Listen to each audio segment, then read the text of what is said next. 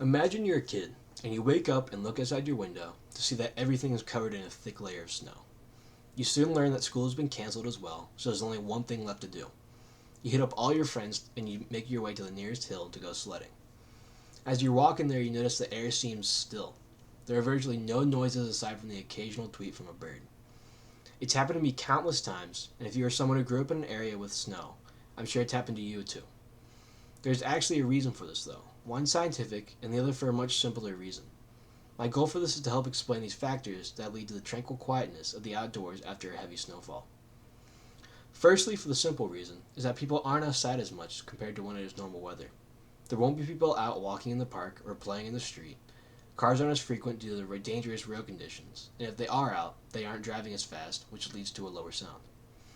Animals as well are typically not as active when the weather is cold and snow falls.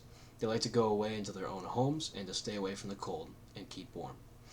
Scientifically, though, the density of the snow helps attribute to this silence. As stated on Mashable.com by Johanna Desta, as the snow stacks up, there is more space between them, which in turn makes sound get absorbed by the snow instead of bouncing off of it. I like to compare it to foam padding in a recording studio.